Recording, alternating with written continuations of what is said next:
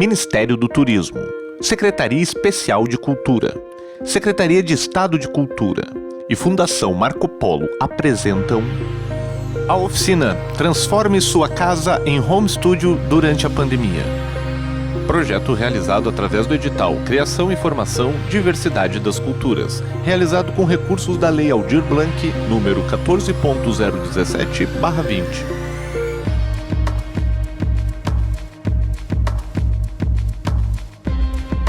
Olá, meu nome é Protásio.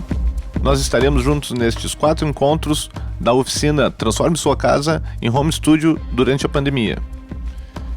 Eu sou músico, produtor musical e atuo na área há mais de 20 anos, tocando, produzindo, gravando e mixando com diversos artistas ao longo deste período. Legal ter você por aqui.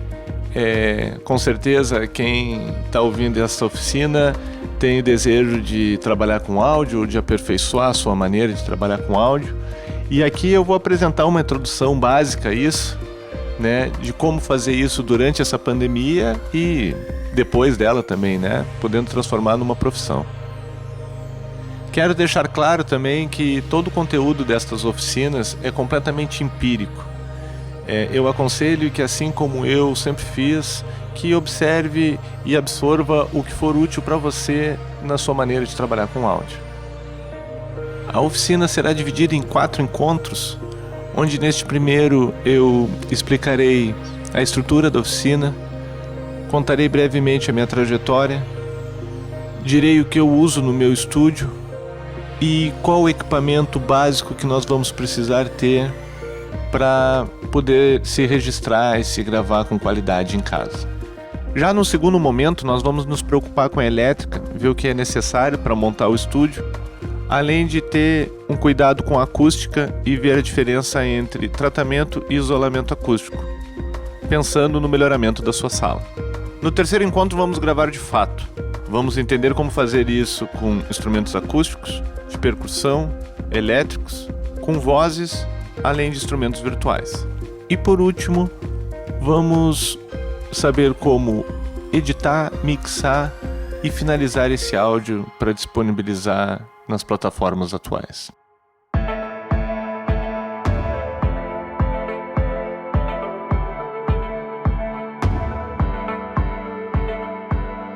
Bom, eu entrei para o universo do áudio desde muito cedo. Quando eu aprendi a fazer os primeiros acordes no violão, eu acho, já me despertou aquela curiosidade de, como registrar isso aqui?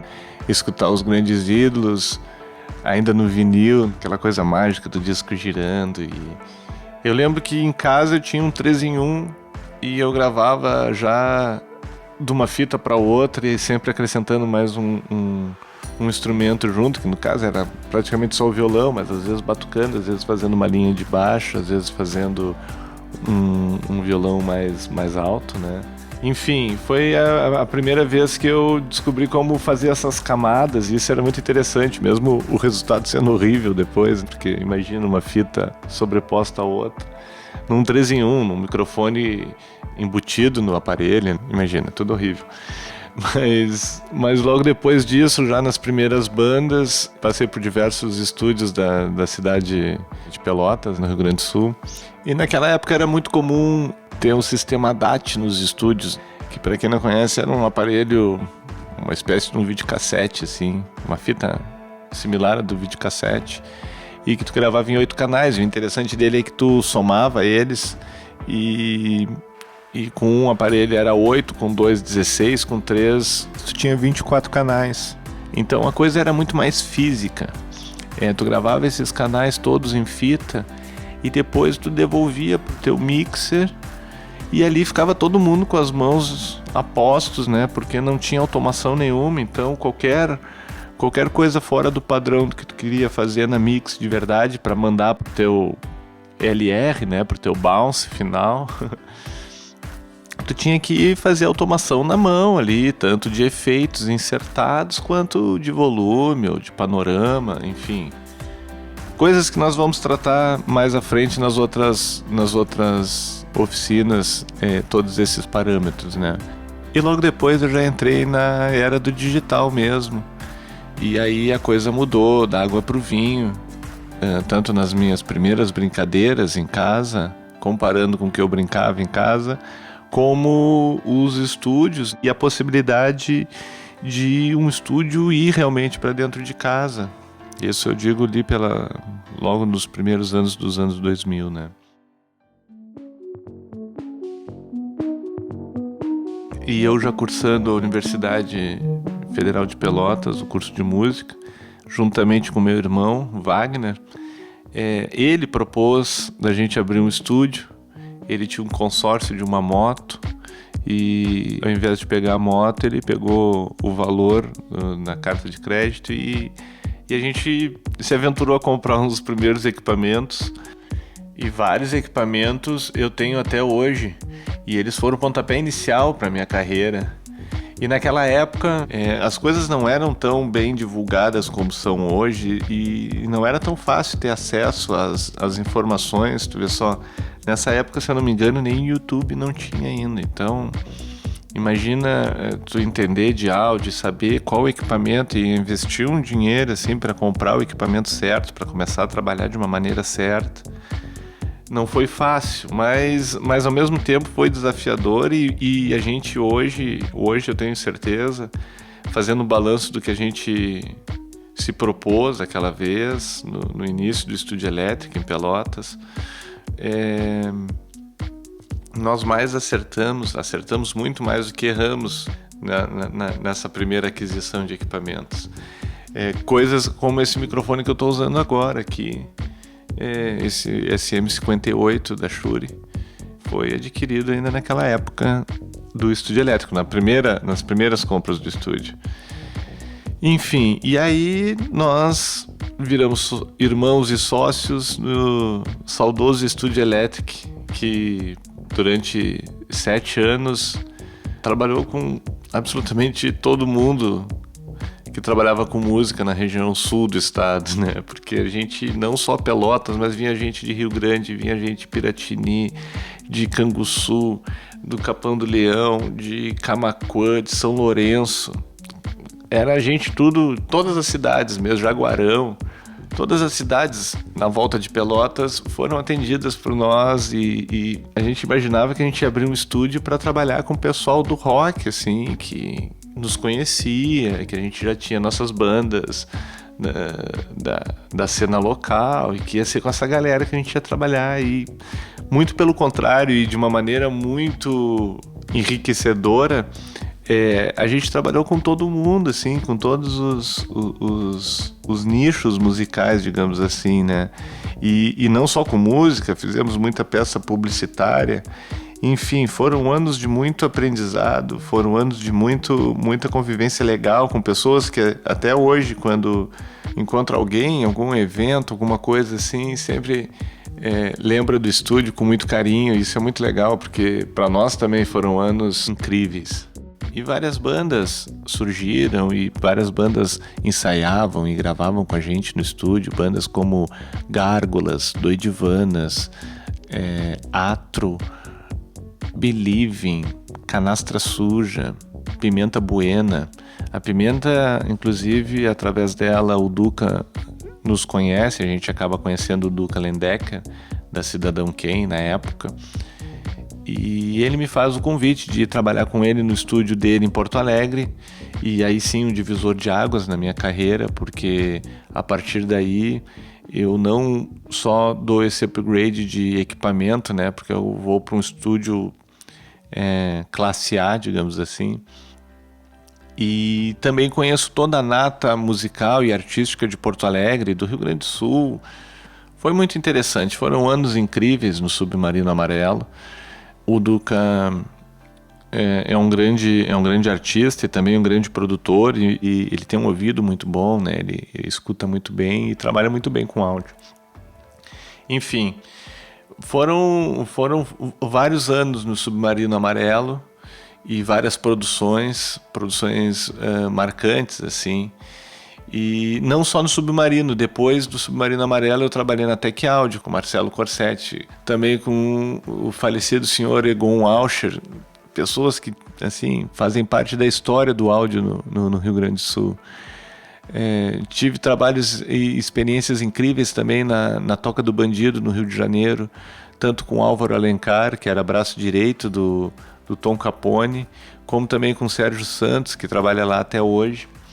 No Soma, em Porto Alegre, que também tem uma sala incrível, tem um equipamento muito legal, uma equipe 10. E a partir daí fiz sempre produções paralelas, porque em 2015, 2014, se eu não me engano, eu passei no concurso da TVE, da FM Cultura, e aí voltei ao meu estúdio de casa, né? Porque como eu trabalhava na rádio, eu não trabalhava mais em outros estúdios, trazia as coisas dos outros estúdios, mas passava as grandes jornadas de horas, assim, trabalhando no meu estúdio, que é o atual estúdio que eu tenho, que é o Estúdio Canhoto, que eu gosto de dizer que é um estúdio itinerante, porque já gravei no Uruguai, no Brasil, na Alemanha, já levei meus trabalhos para vários lugares e várias etapas em várias casas e cidades diferentes. Isso é muito legal.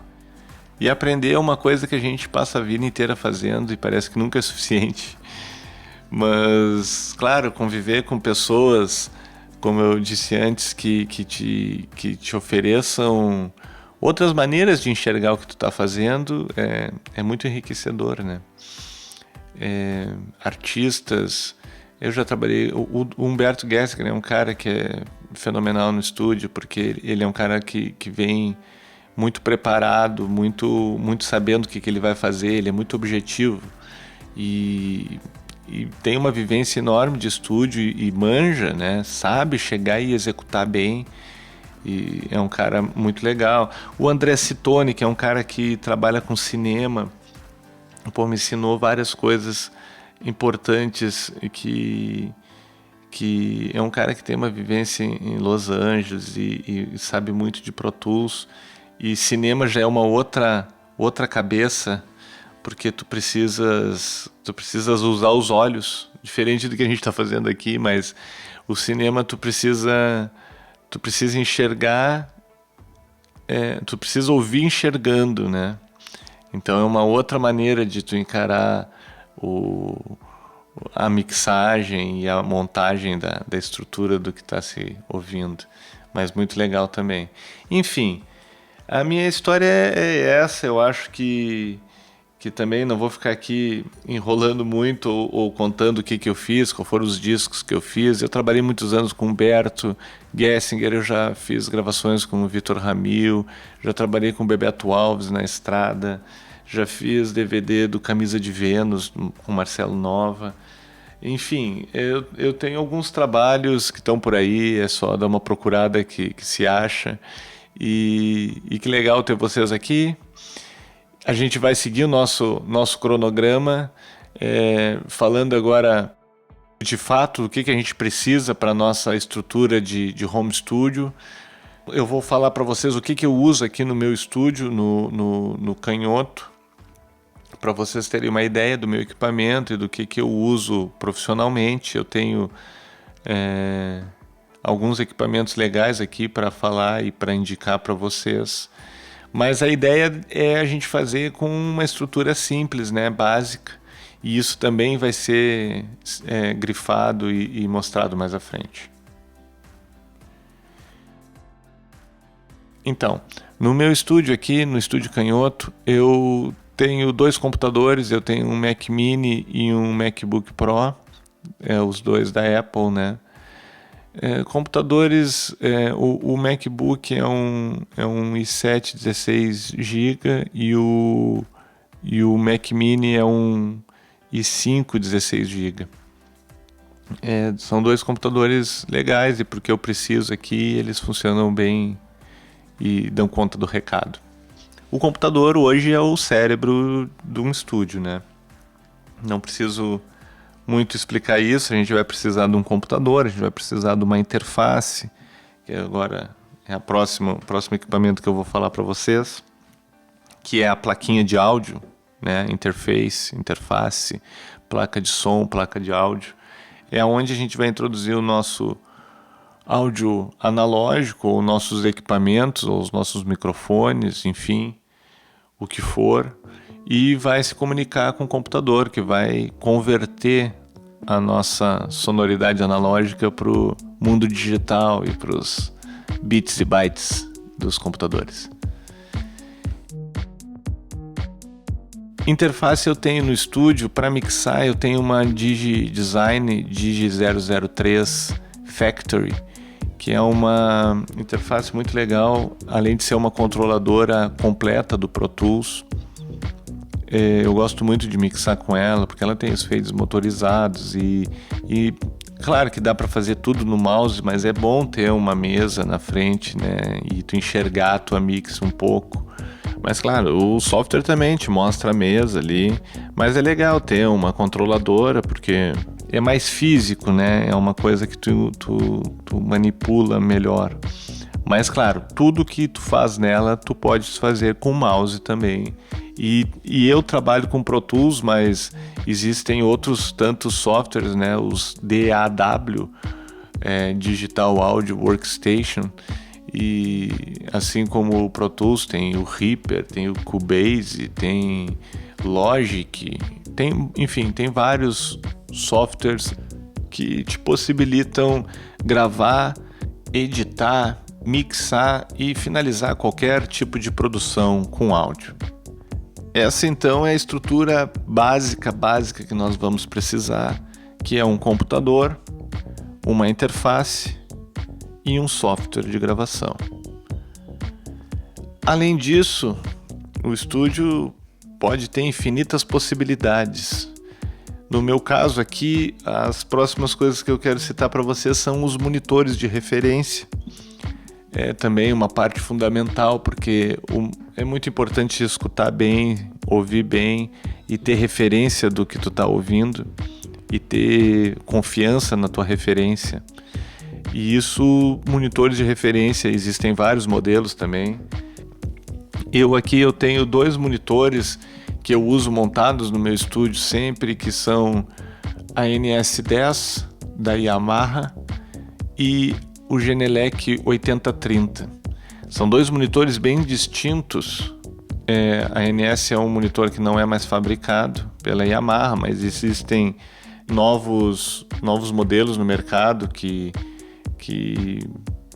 são parecidos com ela. Eu gosto muito da NS10, eu fui atrás da NS10 porque a NS eu aprendi muito a trabalhar com ela com o Duca no Submarino, e depois que eu aprendi a trabalhar com ela eu não consigo não trabalhar com ela. Ela é uma caixa já antiga, digamos assim, já não fabricada, mas ela tem um som muito característico, um médio muito bonito, assim, muito ardido. Posso dizer, inclusive, um pouco incomodativo, mas isso é justamente o que eu procuro nela. Ela é uma lupa, é uma lente de aumento no estúdio. E sempre quando tu vê um estúdio com mais de um par de monitor, tu pode ter certeza que eles não são usados juntos. Eles são usados separadamente, um e outro, né? Tu também vai mudando e fazendo uma referência também de um para o outro e como as coisas estão soando neles.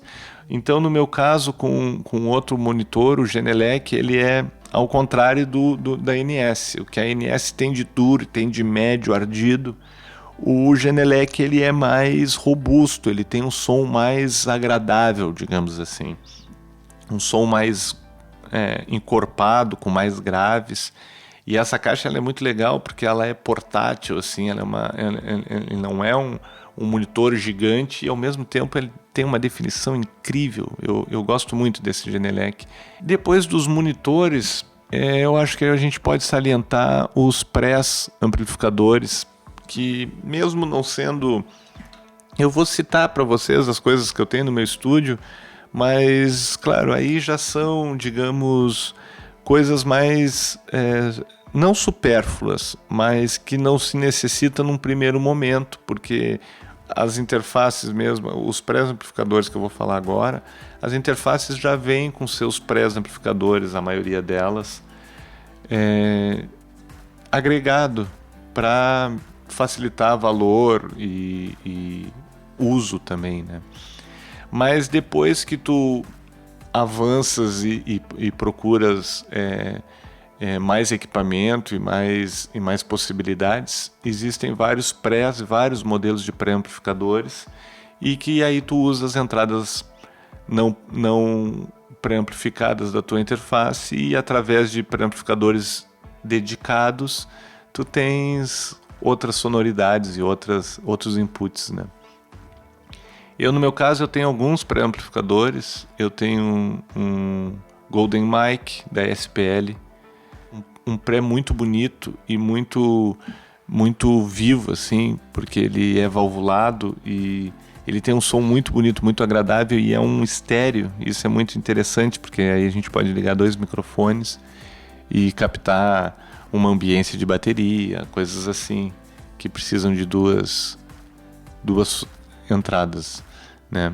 Depois eu tenho também um Focusrite ISA, da família ISA, né? Eu tenho um ISA One, que é um pré super cristalino e muito bom, assim, tanto para instrumentos quanto para vozes, tanto para ligar microfones ou instrumentos embutidos no input dele, né? Ele é um ótimo pré também.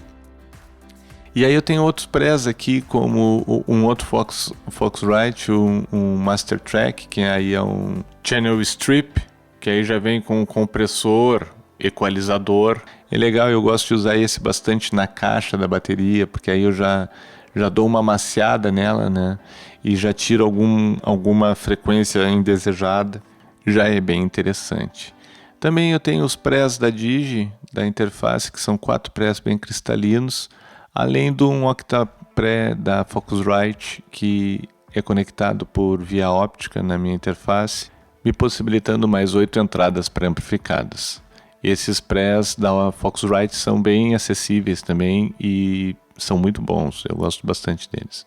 Seguindo, falando dos microfones também tem uma família enorme de microfones, e vários microfones já com uso padronizados para ser determinadas funções, mas na verdade a gente pode usar qualquer microfone para qualquer fim, e tudo depende do que a gente tem e do que a gente pode fazer.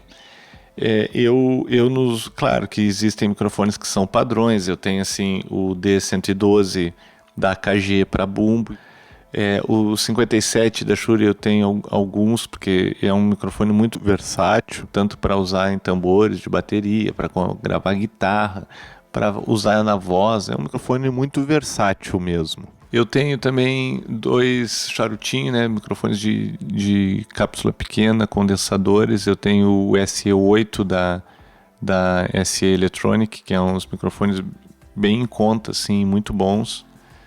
Tenho também um par de C3000 da AKG, que é um microfone de cápsula grande, condensador. Tenho também um TLM-103 da Neumann. Tenho um microfone de fita, um R1 da Golden Age. Enfim, tenho alguns microfones que me possibilitam gravar vários canais simultaneamente e além disso, para aplicações diferentes também. E aí a gente vai para os periféricos menores, os compressores. Eu tenho um 1176 e um 2A, que são fundamentais para as minhas mixagens. Eu gosto muito de usar esses compressores externos. Também uso um reverber externo da TC Electronic, que eu conecto por SPDIF na minha interface também, e a gente acaba desafogando um pouco a máquina, né? Porque esses efeitos são coisas que processam e que pesam um pouco mais no processamento da máquina, e eu gosto de ter eles externo.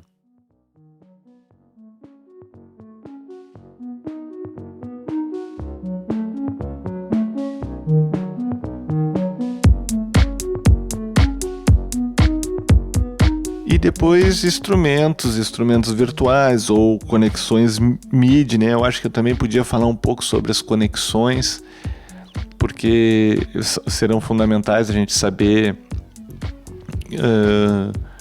o famoso P10 mono, P10 estéreo, né? Que é o TR, TRS. Depois a gente tem as conexões XLR. As minhas interfaces são conectadas por porta FireWire 400 e 800. E temos vários outros tipos de conexões, né? A SPDIF que eu falei, que ele é um RCA, só que não é o RCA antigo que a gente ligava o som 3 em 1. Ele é um sinal digital por um cabo só, ele te manda o sinal digital e sem perda nenhuma, né? É uma conexão bem legal. Para esse caso que eu uso mesmo, em vez de eu estar ligando o XLR, perdendo 2 canais da minha interface e ainda tendo toda a perda de cabo mesmo, né, por um efeito, uma coisa que já vai, digamos, estragar o som, aí tu já mandas por uns cabos XLR que, né, vai te mandar com mais atraso, vai te mandar com uma perda de sinal, mesmo que seja mínima, alguma perda. E esses detalhes, o áudio, as pessoas que trabalham com vídeo sempre ficam um pouco brabas comigo quando me ouvem falar isso, mas a gente precisa ser um pouco mais detalhista no áudio do que eu acredito que se seja às vezes no vídeo, porque o áudio ele é muito delicado, qualquer coisa pode esfarelar, pode estragar e pode chegar num resultado não desejado. E isso é perigoso porque é no detalhe. As pessoas às vezes não sabem dizer se gostam ou não gostam, elas sabem dizer se é bom ou se é ruim. No áudio isso acontece muito, numa mixagem de música isso acontece muito. Mas essa voz está muito na frente, está muito afundada na música, seja qual for o exemplo.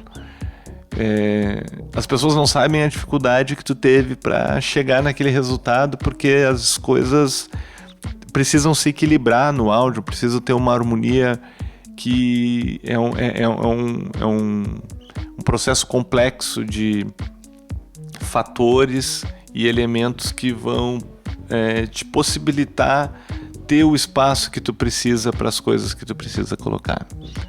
Então, o áudio é uma ciência bem, bem complexa mesmo. Mas seguindo então as conexões, só para falar mais algumas, então, que nos falta? Falta a entrada MIDI, que hoje em dia também é feita muito os teclados, as baterias eletrônicas ou pads ou controladores MIDI em geral. A maioria dos equipamentos novos já vem com uma saída USB ou uma conexão USB para esse determinado fim, mas, né, a saída MIDI, saída e entrada MIDI que os teclados mais antigos usavam, a maioria dos equipamentos novos já vem com uma saída USB ou uma conexão USB para esse determinado fim, mas, né, a saída MIDI, saída e entrada MIDI que os teclados mais antigos usavam. E, enfim, eu acho que se for surgindo mais algumas conexões, a gente vai falando ao longo do processo aqui, né?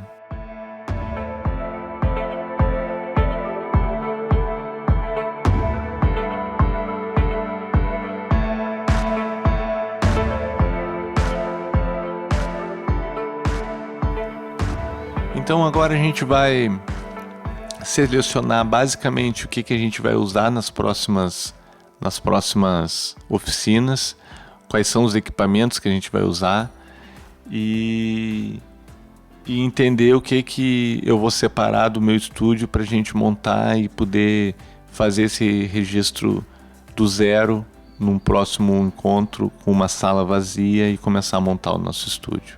Então eu vou levar o Mac, que é o computador, como eu disse, é a estrutura do estúdio, não tem como fugir. Só que eu vou levar uma interface menor, eu não vou levar essa interface que eu gosto para mixar, né? Que é a Digi, que ela é uma mesa de som, ela é um equipamento grande. Eu quero levar um equipamento mais portátil, eu vou levar a Safiri, uma Focusrite Safiri Pro 24, que é uma plaquinha com duas entradas já pré-amplificadas e depois mais 2 atrás. Eu acho que vai dar para a gente fazer tudo que a gente precisa. Microfone, eu vou selecionar só 2 microfones, vai ser um SM57 da Shure e o C3000 da AKG, que são 2 microfones acessíveis, né?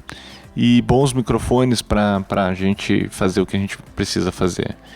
E depois eu acho que mais os instrumentos que eu vou levar para a gente poder registrar e entender o que a gente está fazendo nos processos.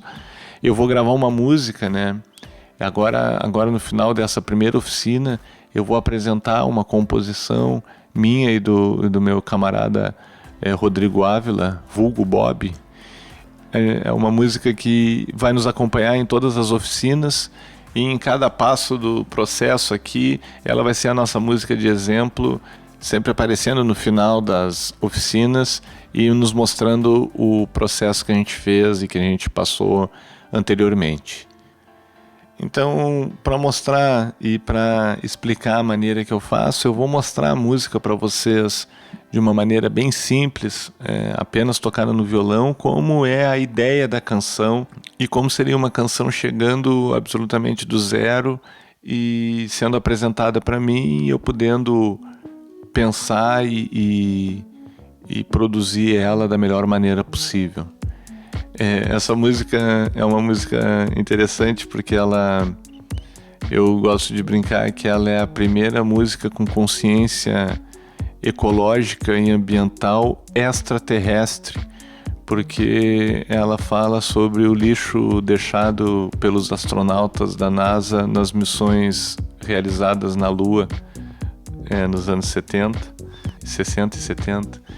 E é um texto científico mesmo, e a partir dele a música surgiu e ela é muito divertida porque ela parece um jingle e a gente vai tentar deixar ela com uma cara assim de rock feliz para contar essa história e explicar que tem realmente problemas humanos, inclusive fora do nosso planeta.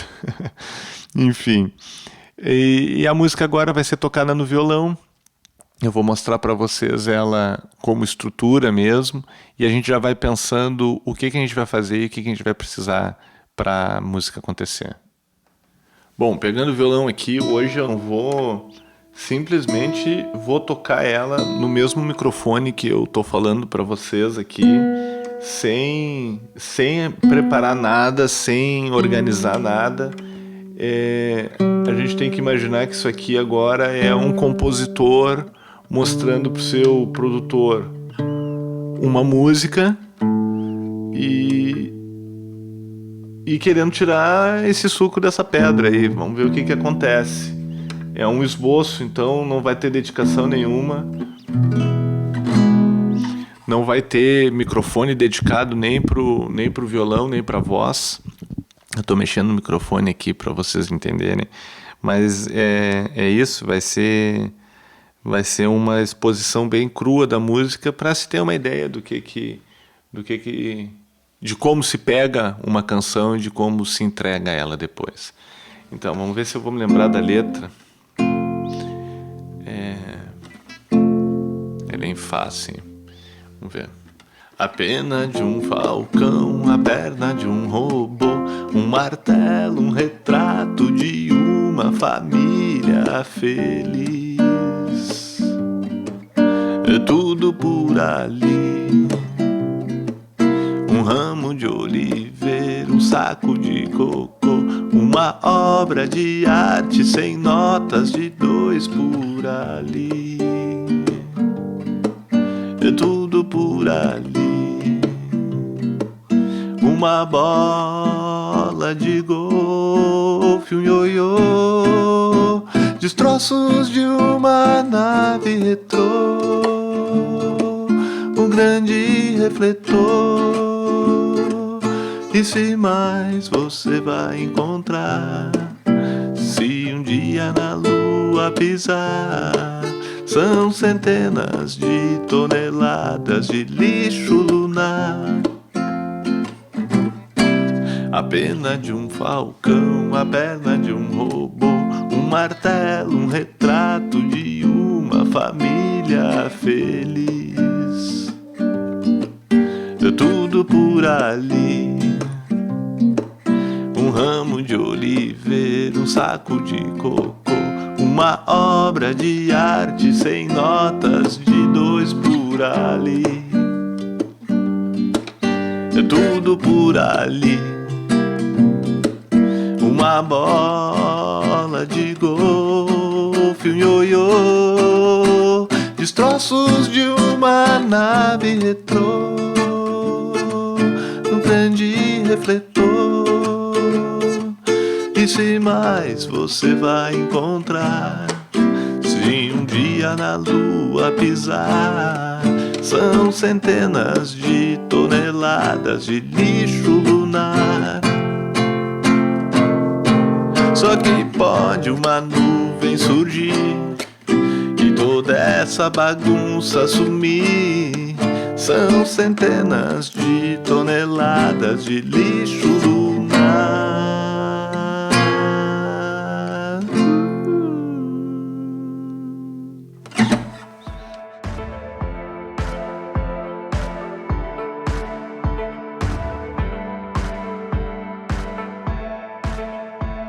É, mais ou menos por aí.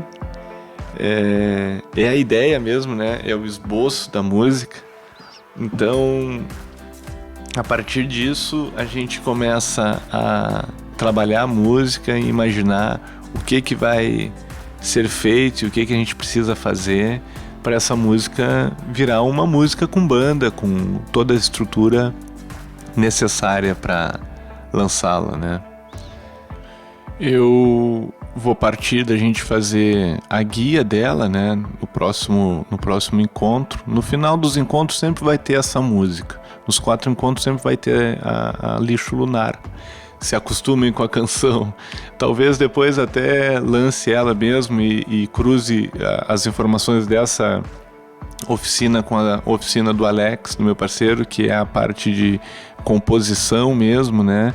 E depois a postagem da música, o registro e a postagem da música nas plataformas. Então talvez eu também coloque ela no futuro nas plataformas digitais. Mas então, com ela a gente vai fazer toda a estrutura. Nós vamos fazer a guia, vamos ver o metrônomo, vamos ver o tempo e o tom da música, ver se está tudo ok. E aí sim, aí começar a registrar instrumentos. Eu não sei bem ainda o que eu vou fazer, mas eu vou gravar tudo. Talvez eu mande para algum amigo guitarrista para gravar na casa dele e nos registrar uma guitarra, porque guitarra é um troço que eu não gosto muito de gravar. Mas não gosto não sei, vamos ser mais humildes. Não, mas falando sério, eu acho que ela merece uma guitarrinha com um riff legal, assim, com uma cara de guitarrista mesmo tocando. Então eu acho que a guitarra eu vou passar para algum camarada. Mas é isso, eu vou colocar... Nós vamos fazer a guia, vamos depois começar a gravar e vocês vão entender por que a ordem dessa gravação. A gente vai gravar a bateria primeiro, que é um instrumento mais complexo. A gente arranca gravando com ele, porque a bateria vai vários microfones e são vários tambores e várias peças. Então, e a gente tem uma estrutura pequena para captar. Lembrem que eu vou estar com uma Focusrite Safire Pro 24, que na verdade só tem quatro entradas, né? Então é com essas 4 que a gente vai ter que se virar e gravar toda a bateria e todos os instrumentos que a gente vai colocar na música. Claro, depois os outros são separados, as entradas, né? Mas a bateria, a gente precisa que ela seja conectada com os microfones com melhor disposição. Eu nunca digo que é o melhor número de microfones, porque não adianta tu ter 50 microfones e gravar as coisas sem escutar e sem perceber o que tu tá fazendo, porque muitas vezes os microfones podem se anular e a gente acha que tá com um microfone para cada lugar e que tá tudo certo, que tudo vai ser captado bem. Não é bem assim que funciona.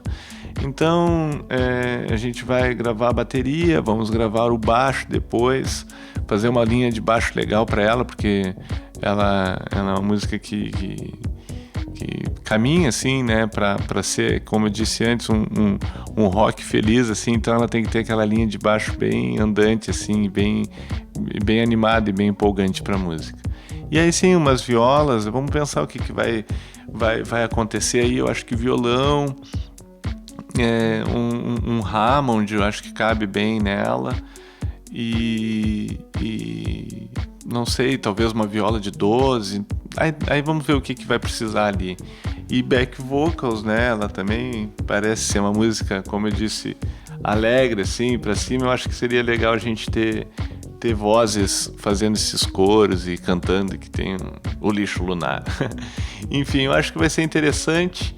Depois a gente vai editar essa música para ter um melhor registro. Vamos mixar e vamos até o fim, vamos masterizar ela e vamos ver o que acontece. Vai ser divertido esse processo.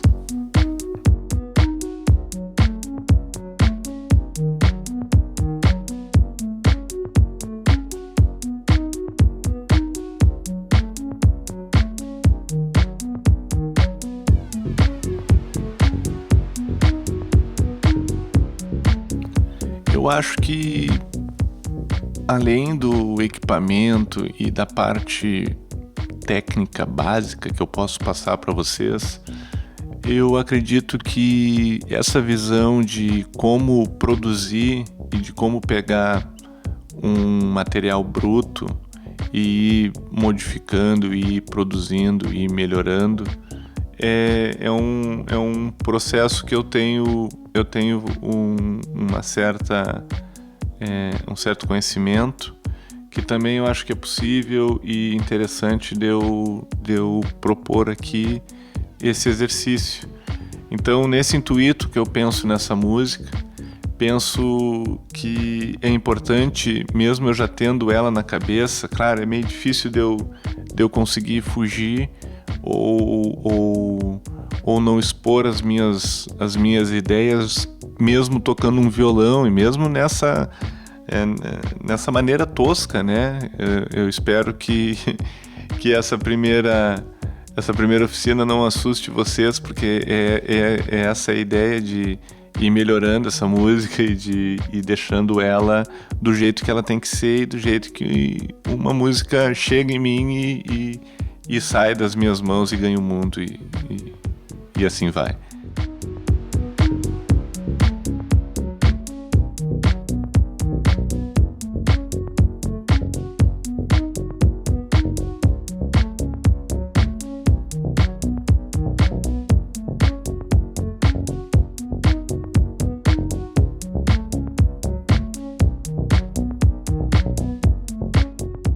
Então, recapitulando, eu fiz a apresentação do projeto, mostrei o cronograma das oficinas, contei brevemente a minha trajetória, falei sobre o setup do meu estúdio e grifei quais os equipamentos que nós vamos utilizar aqui por diante nas próximas oficinas.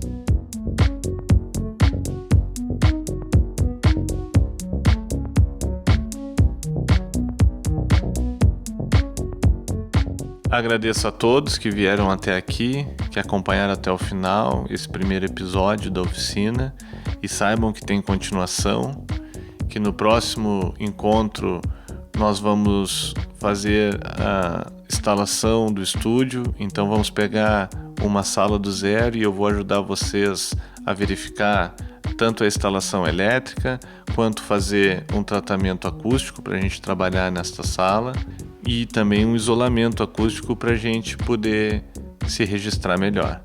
E nos outros episódios vamos finalmente gravar, registrar a nossa canção, para por fim poder editar, mixar, masterizar e finalizar todos os processos para podermos comparar como foi gravada a música hoje nesta oficina e como ela vai estar no quarto encontro.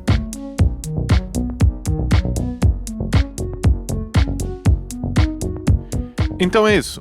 Espero que acompanhem os próximos episódios. Um abraço a todos e até lá! Você acabou de ouvir o primeiro episódio da oficina Transforme sua casa em home studio durante a pandemia. Projeto realizado através do edital Criação e Formação Diversidade das Culturas, realizado com recursos da Lei Aldir Blanc, número 14.017/20. Este projeto foi apresentado por Ministério do Turismo, Secretaria Especial de Cultura, Secretaria de Estado de Cultura e Fundação Marco Polo.